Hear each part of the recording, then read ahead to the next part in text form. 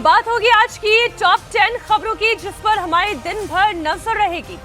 सबसे पहले बात करेंगे हरियाणा के लिए कांग्रेस के पहले लिस्ट की। कांग्रेस के पहले लिस्ट पर बीजेपी की तरफ से क्या रिएक्शन आया, डिटेल आपको दूंगी। दूसरी तरफ हरियाणा में कांग्रेस और आम आदमी पार्टी के बीच अलायंस को लेकर डील पक्की नहीं हुई है। गठबंधन पर कहां पेच फंसा हुआ है और किसने किसका फोन नहीं उठाया, इसके बारे में भी जानकारी होगी आपके सामने। अमित शाह के मिशन कश्मीर में आखिर आज क्या होने वाला है, योगी आदित्यनाथ के अल्टीमेटम की डिटेल दमदार 10 में, तो वहीं शिमला में मस्जिद पर मचे संग्राम में आज क्या होने वाला है। बंगाल में एंटी रेप बिल पर क्यों मचा है बवाल, खबर पूरी डिटेल के साथ। बहराइच में आदमखोर भेड़िए के कितने करीब पहुंच चुके हैं शूटर्स, और देश भर में गणेश चतुर्थी के धूम की तस्वीरें होगी आपके सामने। पेरिस ओलंपिक की भी खबर, कैसे शान से लहरा रहा है तिरंगा, पूरी डिटेल दमदार 10 में, तो लगातार अगले आधे घंटे तक आप रहिए हमारे साथ। और सबसे पहले बात करेंगे शिमला की। शिमला, जहां संजौली की एक मस्जिद को लेकर महासंग्राम छिड़ा हुआ है। हिंदू संगठन मस्जिद को अवैध बता रहे हैं, उसे हटाने की मांग कर रहे हैं। इस बीच आज शिमला में संजौली मस्जिद पर फिर बड़ा फैसला आ सकता है। अब से थोड़ी देर के बाद मस्जिद मामले में म्युनिसिपल कमिश्नर कोर्ट में अहम सुनवाई होने वाली है। मस्जिद का निर्माण वैध है या अवैध, म्युनिसिपल कमिश्नर कोर्ट आज इस पर फैसला सुना सकता है। सुनवाई से पहले शिमला नगर निगम के आसपास भारी पुलिस बल की तैनाती है। आज होने वाली सुनवाई में लोगों को उम्मीद है कि नगर निगम कमिश्नर मस्जिद में हुए अवैध निर्माण को तोड़ने का आदेश दे सकते हैं। आज शिमला के लोगों का सरकार को अल्टीमेटम भी है, और यह अल्टीमेटम खत्म हो गया है। 2 दिन का अल्टीमेटम दिया गया था। हालांकि मुख्यमंत्री सुखविंदर सिंह सुक्खू ने साफ कर दिया है कि उनकी सरकार कोर्ट के आदेश का पालन करेगी, यानी कि सब कुछ आज कोर्ट के फैसले पर ही टिका हुआ है। दरअसल पिछले 2 दिनों से 2 अलग अलग समुदाय के लोगों के बीच में हिंसक झड़प के बाद ये मुद्दा बहुत बड़ा बन गया है। हिंदू संगठन अवैध निर्माण को हटाने की अपनी मांग पर अड़े हुए हैं। मुख्यमंत्री सुक्खू कह रहे हैं कि सब कुछ कानून के मुताबिक होगा। ऐसे में सबकी नजरें म्युनिसिपल कमिश्नर कोर्ट पर टिकी हुई है कि आज वहां पर जो फैसला आएगा उससे इस मस्जिद के भविष्य पर जो निगाहें टिकी हुई हैं। हिंदू संगठनों की मांग को कोर्ट मानती है या नहीं मानती है, उनके दावों पर विश्वास करती है या नहीं करती है। संजौली मस्जिद विवाद के बाद से हिमाचल की सियासत गर्मा गई है। हिंदुओं की तरफ से 2 प्रमुख मांगे उठाई जा रही हैं। पहली मांग संजौली मस्जिद को लेकर है। हिंदुओं का कहना है कि इसका निर्माण गैर कानूनी है। 2.5 मंजिला की जगह 5 मंजिला तक निर्माण आखिर कैसे कर लिया गया? जिस मस्जिद पर जमीन बनाई गई है वो सरकारी है। हिंदू संगठनों की दूसरी मांग बाहर से आकर शिमला में बस रहे लोगों को लेकर है। हिंदू संगठनों का कहना है कि विशेष समुदाय की तरफ से हिमाचल की डेमोग्राफी बदलने की साजिश हो रही है। बड़ी तादाद में बाहर से आकर मुसलमान शिमला में बस गए हैं। महिलाएं और बेटियों के साथ छेड़खानी की वारदातें बढ़ गई है।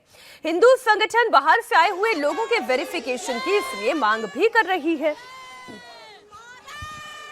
वहीं इस मुद्दे को लेकर हिमाचल विधानसभा में उठाकर कांग्रेस को मुश्किल में डालने वाले सुक्खू सरकार के मंत्री अनिरुद्ध सिंह का एक और बयान सामने आया है।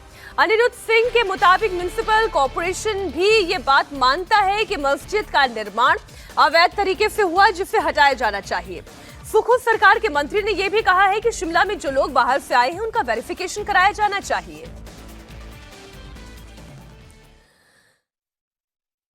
स्ट्रक्चर जो है खड़ा किया गया है, करीबन 6327 स्क्वायर फीट का इलीगल स्ट्रक्चर खड़ा किया गया है। और एज पर लॉ, न केवल मैं उस बिल्डिंग की बात करूंगा, शिमला को आज कंक्रीट जंगल बोला जा रहा है।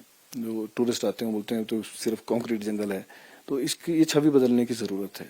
जो भी बाहर से काम करने यहाँ आते हैं वो किसी भी रूप में आते हैं, एटलीस्ट उनका पुलिस वेरिफिकेशन जरूर हो, ताकि उनकी पहचान हो, कोई क्राइम हो, कुछ हो। कई इंस्टेंस ऐसे यहाँ पे हिमाचल प्रदेश में हुए हैं, पास्ट में भी, कि मर्डर्स हुए हैं, रेप्स हुए हैं, और वो उनका पता ही नहीं है वो हैं कहाँ चले गए वो। तो अगर पुलिस वेरिफिकेशन होगी तो मैं समझता हूँ उनके अता पता तो रहेगा। और मैं ये भी साथ में बोलता हूँ, अगर मैं भी कहीं किसी प्रदेश में काम करने जाऊँ तो मेरी पुलिस वेरिफिकेशन भी लाजमी होनी चाहिए। ये पूरे देश में कानून होना चाहिए। अब ये गेंद तो हिमाचल के मुख्यमंत्री सुखविंदर सिंह सुक्खू के पाले में है। कोर्ट के डिसीजन के बाद सुखू क्या फैसला लेते हैं? क्या वो अवैध निर्माण पर बुलडोजर चलाएंगे? इसी पर सबकी नजरें टिकी हुई हैं। जब अनऑथराइज्ड हो रहा था तो आंखें बंद कर लेती, चाहे कोई भी सरकारें रहे, चाहे हमारी रहे, चाहे कोई भी। जिस समय एक्शन लेना होता है उस समय करते नहीं, जब बन जाते हैं तो उसके बाद लेते हैं। मेरा ध्यान इसमें है कि कहीं भी कोई भविष्य में अनऑथराइज कंस्ट्रक्शन करे तो उस तुरंत प्रभाव से उसको रोका जाए। ये हमें तय करना है कि जिस समय अनऑथराइज कंस्ट्रक्शन हो रही हो उस समय वहाँ कौन अधिकारी था। ये कुछ SOP बनाने की जरूरत है, मैं इस दिशा में जरूर काम करूंगा। और आइए अब बात करेंगे हरियाणा की। हरियाणा कांग्रेस की पहली लिस्ट आ चुकी है। कांग्रेस पार्टी ने आखिरकार 32 उम्मीदवारों की लिस्ट जारी की है। कांग्रेस पार्टी ने जिन 32 उम्मीदवारों की लिस्ट में नाम शामिल किया है, इसमें पहलवान विनेश फोगाट का नाम भी शामिल है। विनेश फोगाट को जींद की जुलाना सीट से उम्मीदवार बनाया गया है। हालांकि इस लिस्ट में बजरंग पूनिया का नाम नहीं है। आपको बता दें, बजरंग पूनिया और विनेश फोगाट दोनों ने ही कल आधिकारिक तौर पर कांग्रेस पार्टी ज्वाइन कर ली है। कांग्रेस ने अपने मौजूदा सभी 28 विधायकों पर विश्वास जताया है और दोबारा उन्हें मैदान में उतारा है। कांग्रेस की लिस्ट में 5 महिलाएं, 3 मुस्लिम कैंडिडेट भी हैं। कांग्रेस पार्टी ने पूर्व मुख्यमंत्री भूपेंद्र सिंह हुड्डा को गढ़ी सांपला किलोई विधानसभा सीट से टिकट दिया। मुख्यमंत्री और लाडवा सीट से बीजेपी उम्मीदवार नायब सैनी के खिलाफ कांग्रेस ने मेवा सिंह को टिकट दिया है। कांग्रेस ने जिन 3 मुस्लिम चेहरों को टिकट दिया उनमें मामन खान, जो नूह हिंसा का भी आरोपी है, अभी जमानत पर है, उसे फिरोजपुर झिरका से टिकट दिया। साथ ही न्यू जिले की 2 और सीट पर से मोहम्मद इलियास और आफ्ताब अहमद को मैदान में उतारा गया है। रोहतक से भारत भूषण बत्रा, झज्जर से गीता भुक्कल, सोनीपत से सुरेंद्र पवार, बहादुरगढ़ से राजेंद्र सिंह को टिकट दिया गया है। हरियाणा में टिकट बंटवारे में कांग्रेस पार्टी ने जातीय समीकरण को भी साधा है। कांग्रेस पार्टी ने सबसे ज्यादा जाट समाज के 9 उम्मीदवारों को मैदान में उतारा तो उतने ही दलितों को भी टिकट दिया गया, यानी कि 9 दलित को भी मैदान में उतारा गया है। ओबीसी के 7 प्रत्याशियों को टिकट दिया गया है। 3 मुस्लिम उम्मीदवार हैं, 2 ब्राह्मण हैं, 1 पंजाबी और 1 सिख उम्मीदवार को भी टिकट दिया गया है। बीजेपी और कांग्रेस के बीच जिन सीटों पर सीधी सीधी टक्कर दिखाई दे रही है उसमें लाडवा सीट है। बीजेपी के नायब सिंह सैनी, जो मौजूदा मुख्यमंत्री हैं, उनका मुकाबला कांग्रेस के मेवा सिंह के साथ होगा। तो वहीं कांग्रेस पार्टी ने कालका सीट पर शक्ति रानी शर्मा के खिलाफ प्रदीप चौधरी को मैदान में उतारा है। रादौर सीट पर बीजेपी के श्याम सिंह राणा के खिलाफ कांग्रेस के बिशन लाल सैनी को टिकट दिया गया। तो वहीं समालखा सीट पर बीजेपी के मनमोहन भड़ाना के खिलाफ कांग्रेस पार्टी ने धर्म सिंह छोक्कर को मैदान में उतारा है। माना जा रहा था कि कांग्रेस पार्टी कुमारी शैलजा को भी टिकट दे सकती है, लेकिन कुमारी शैलजा सिरसा लोकसभा सीट से सांसद है, शायद इसलिए पार्टी ने उन पर दांव नहीं लगाया है, लेकिन उनके समर्थक विधायकों को टिकट दिया गया है। इसमें कालका से प्रदीप चौधरी, नारायणगढ़ से शैली चौधरी, सढौरा से रेणु बाला के नाम शामिल हैं। इस बीच बीजेपी नेता और कुश्ती संघ के पूर्व अध्यक्ष बृजभूषण शरण सिंह ने कांग्रेस उम्मीदवार विनेश फोगाट पर हमला बोला। विनेश फोगाट और बजरंग पूनिया के कांग्रेस में शामिल होने पर बृजभूषण शरण सिंह ने सवाल उठाया। उनका कहना है कि जंतर मंतर पर धरना प्रदर्शन खिलाड़ियों का आंदोलन था ही नहीं, इसके पीछे तो दरअसल कांग्रेस थी। उन्होंने कहा कि यह सच साबित हो गया है कि उनके खिलाफ कांग्रेस ने एक साजिश रची थी जिसका नेतृत्व भूपेंद्र हुड्डा कर रहे थे। कल कांग्रेस में शामिल होने के वक्त विनेश फोगाट ने बीजेपी पर हमला किया था, जिसका जवाब आज बृजभूषण शरण सिंह ने दिया। इस चीज पर विश्वास कर रहा था क्योंकि बीजेपी आईटी सेल ने उस चीज को साबित करने की कोशिश की थी कि हम चले हुए कारतूस हैं, हम खत्म हो गए हैं, हम पॉलिटिक्स कर रहे हैं। उन्होंने बोला मैं नेशनल नहीं खेलना चाहती, मैंने नेशनल चैंपियनशिप खेला। उन्होंने बोला ये ट्रायल्स दे के नहीं जाना चाहते, मैंने ट्रायल्स भी दिया। उन्होंने बोला कि ओलंपिक्स लेवल तक नहीं जाना चाहते, मैं ओलंपिक्स में गई। कांग्रेस पार्टी ने, हम जब रोड पे घिसट रहे थे तो पहली पार्टी थी जो हमारे सपोर्ट में खड़ी थी। उन्होंने उनको जो सपोर्ट दिया हुआ, आज हमारा परिवार हमारे सपोर्ट में खड़ा है, तो हमें एक ताकत मिलेगी, एक हौसला मिलेगा। 18 जनवरी को जब जंतर मंतर पर 2023 में धरना प्रारंभ हुआ था तो मैंने पहले दिन कहा था कि ये खिलाड़ियों का आंदोलन नहीं है, इसके पीछे कांग्रेस है, विशेष करके भूपेंद्र हुड्डा, दीपेंद्र हुड्डा, प्रियंका जी, राहुल जी, ये कांग्रेस का आंदोलन है। और आज ये बात सच साबित हुई कि इस पूरे आंदोलन में या हमारे खिलाफ जो षड्यंत्र हुआ, इसमें कांग्रेस शामिल थी और जिसको लीड भूपेंद्र हुड्डा कर रहे थे। कांग्रेस ने 32 उम्मीदवारों की लिस्ट जारी कर दी है, जिसके बाद माना जा रहा है कि कांग्रेस और आम आदमी पार्टी के बीच बात नहीं बन पाई है। सूत्रों का कहना है कि सीटों की संख्या को लेकर दोनों दलों में बातचीत नहीं हो पा रही है। ऐसे में दोनों के बीच गठबंधन की बातचीत टूटने के कगार पर है। बताया जा रहा है कि आम आदमी पार्टी 50 सीटों पर चुनाव लड़ने की तैयारी कर रही है और आम आदमी पार्टी उम्मीदवारों की पहली लिस्ट रविवार को जारी हो सकती है। दरअसल आम आदमी पार्टी हरियाणा में कम से कम 10 सीटें मांग रही है, लेकिन कांग्रेस 2 से 3 से ज्यादा सीटें देने के लिए तैयार नहीं है। हालांकि आम आदमी पार्टी के नेता राघव चड्ढा ने कहा कि बातचीत चल रही है और उनकी पूरी कोशिश है कि कांग्रेस के साथ अलायंस हो जाए। कल आम आदमी पार्टी की ओर से कई बार कांग्रेस नेताओं को फोन किए गए, लेकिन कांग्रेस के किसी नेता ने फोन नहीं उठाया, जिसके बाद माना जा रहा है कि गठबंधन पर विराम लग सकता है। लेकिन कांग्रेस का कहना है कि वो संभावनाओं को तलाश रही है। देखिए, अभी बातचीत चल रही है, हम होपफुल हैं। हमें उम्मीद है कि ज़रूर देश हित में, राष्ट्र हित में, हरियाणा के हित में गठबंधन होगा। हम हर संभव प्रयास उस दिशा में कर रहे हैं। भाई चर्चाएं चल रही हैं, अब इस पे बॉल बाय बॉल कमेंट्री नहीं हो सकती है, बट उम्मीद है, उम्मीद कायम है। आम आदमी पार्टी के साथ आप लोग गठबंधन करेंगे? अभी भी जगह है? मैं अभी नहीं कह सकता हूँ, इट इज अंडर कंसिडरेशन। कभी कुछ आगे डेवलपमेंट नहीं आया तो पूरे दिन इसमें व्यस्त रहे लगातार। Well I am handling that, तो मैं जो उनकी ओर से मुझसे फोन भी आते रहे। अभी यहाँ से आपसे अलग होते हुए ऑफिस में जाके उनसे बात करूँ। वो हर पॉलिटिकल पार्टी अपनी बात रखते हैं, वो भी अपनी बात रखते हैं, दबाव बनाते हैं, मनोवैज्ञानिक दबाव बनाते हैं। It is part of the game. और हरियाणा के बाद आपको एक और चुनावी राज्य जम्मू कश्मीर लिए चलती हूं, जहां आज से गृह मंत्री अमित शाह बीजेपी के चुनाव प्रचार का आगाज करने जा रहे हैं। केंद्रीय गृह मंत्री अमित शाह आज जम्मू के पलौरा में चुनावी सभा को संबोधित करेंगे। इस दौरान शाह के निशाने पर पीडीपी और नेशनल कॉन्फ्रेंस रहेगी। इससे पहले शुक्रवार को बीजेपी का घोषणा पत्र जारी हुआ था। बीजेपी ने अपने संकल्प पत्र में कई बातों का जिक्र किया, जैसे उज्ज्वला लाभार्थियों को हर साल 2 सिलेंडर फ्री देने का वादा, परिवार की सीनियर महिला को हर साल 18,000 रुपए की आर्थिक मदद देने का वादा, 5 लाख युवाओं को रोजगार देने का संकल्प, 10वीं क्लास में पढ़ने वाले स्टूडेंट्स को लैपटॉप और टैबलेट देने का वादा भी शामिल है।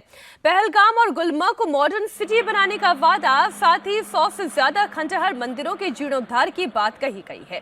अमित शाह ने 370 के मुद्दे पर कांग्रेस और नेशनल कॉन्फ्रेंस को ललकारा, कहा कि 370 अब इतिहास हो गया है, अब उसकी वापसी कभी नहीं होगी। एक जमाने में धारा 370 की परछाई में यहां पर अलगाववादियों की मांगे, हुर्रियत जैसे संगठन और हुर्रियत जैसे संगठनों के नतमस्तक होती हुई सरकारें हमने देखी थी। ये 10 साल के अंदर आज धारा 370 और 35A पास्ट बन गया है। वो हमारे संविधान का हिस्सा नहीं है। इसका पूरे भारत और जम्मू कश्मीर की जनता को आनंद है। स्पष्ट कर देना चाहता हूं, धारा 370 इतिहास बन चुकी है, वो कभी लौटकर नहीं आने सकती, हम आने भी नहीं। क्या एजेंडा है? पत्थरबाजी की घटना करने वालों को हम छोड़ देंगे, टेररिज्म के केस में जो जेल में, इन पर पुनर्विचार करेंगे, जो टेररिस्टों के सगे संबंधी पर कठोर कार्यवाही की है, इस पर पुनर्विचार करेंगे, फिर से 2 झंडे प्रस्तापित करेंगे। नेशनल कॉन्फ्रेंस के एजेंडा के साथ कांग्रेस पार्टी सहमत है या नहीं है? आप हाँ या ना में जवाब दीजिए। मुझे मालूम है वो नहीं देंगे, मैं बता देता हूं, वो पूर्णतया सहमत है। घाटी से धारा 370 हटने के बाद बीजेपी जहां एक नए जोश में दिखाई दे रही है, कश्मीर के विकास की बात कर रही है, वहीं नेशनल कॉन्फ्रेंस बार बार उन्हीं बातों को दोहरा रही है। कश्मीर का पुराना गौरव लौटा देंगे, वहीं महबूबा मुफ्ती उमर अब्दुल्ला को उनका पुराना वादा याद करा रही हैं। पूछ रही हैं कि जो कहते थे कि चुनाव नहीं लड़ेंगे, अब वो दो जगह से चुनाव क्यों लड़ रहे हैं। मैं सिर्फ इस बात पे नहीं जाता हूं कि हमने क्या किया है इसलिए हमें वोट दो। हम ये कह के वोट मांगते हैं कि हमारे इरादे क्या है, हमारे वादे क्या है, हमारा मंशूर क्या है, हम क्या हासिल करना चाहते हैं आपके लिए, जिससे कि ये तबाही और बर्बादी जो है इससे हम ऊपर उठें। जहां हम सियासी बात करते हैं, चाहे वो जम्मू कश्मीर के खसूसी दर्जे का हो, चाहे वो रियासत का दर्जा वापस हासिल करने का हो, मैं भी मानता हूं कि जिस असेंबली के लिए हम इलेक्शन लड़ने जा रहे हैं ये वो असेंबली नहीं है जो हम चाहते हैं, लेकिन ये असेंबली जरिया बनेगा उस असेंबली को हासिल करने के लिए जो असेंबली हमारा हक है। इस असेंबली के जरिए हम बाकी दुनिया को पैगाम भेजना चाहते हैं कि जो हमारे साथ हुआ वो हमें काबिल कबूल नहीं है। उमर साहब पिछले 3-4 साल से एक ही बात दोहरा रहे थे कि जब तक जम्मू कश्मीर में स्टेटहुड वापस नहीं होगा मैं इलेक्शन नहीं लड़ूंगा, कतन नहीं लड़ूंगा। उसके बाद उन्होंने ये कहा कि यूटी में इलेक्शन लड़ना, चीफ मिनिस्टर बनना, तो मैं कल एलजी के दरवाजे पे एक चपरासी की ट्रांसफ़र के लिए खड़ा नहीं होना चाहता हूँ। तो आज उन्होंने अपनी वो जो बात को उसको बदल दिया, न सिर्फ एक बल्कि दो जगह से लड़ रहे हैं। तो इससे अंदाज़ा होना चाहिए कि इनके कॉल और फ़ैल में कितना फ़र्क है, जो कहते हैं और करते क्या हैं। और यही इन्होंने जम्मू कश्मीर के साथ 1947 से किया है। दमदार 10 में अब बात होगी उत्तर प्रदेश के शहर अयोध्या में, जहां नाबालिग के साथ हुई हैवानियत के बाद अब इस मामले में सियासत शुरू हो गई है। आज कांग्रेस नेताओं का प्रतिनिधिमंडल पीड़ित परिवार से मिलने के लिए जाएगा। इससे पहले शुक्रवार को बीजेपी के नेताओं ने पीड़ित परिवार से मुलाकात की थी। पुलिस ने एनकाउंटर पर आरोपी शाहबान को गिरफ्तार कर लिया है और मुठभेड़ के दौरान आरोपी को पैर में गोली लगी है, जिसके बाद उसे अस्पताल में भर्ती कराया गया।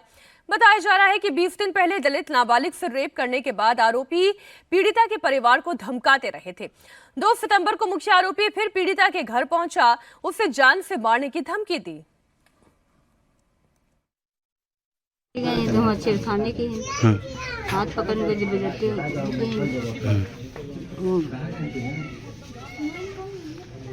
कौन थे वो लोग, क्या नाम थे? मुसलमान है।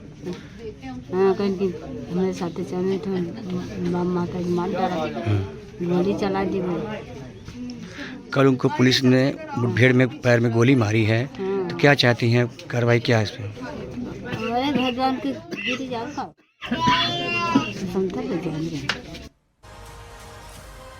अयोध्या दलित लड़की से रेप के मामले में आरोपी शाहबान को तो पुलिस ने एनकाउंटर में गिरफ्तार कर लिया। हालांकि उसका साथी मोनू अंधेरे का फायदा उठाकर वहां से भाग गया। पुलिस अब शाहबान की हिस्ट्री शीट खोल रही है।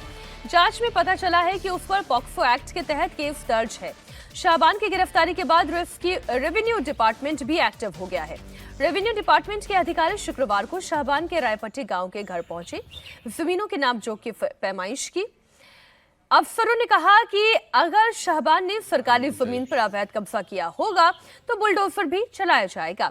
उधर अयोध्या के हनुमानगढ़ी के महंत राजू दास ने भी आरोपी के घर पर बुलडोजर चलाने की मांग की।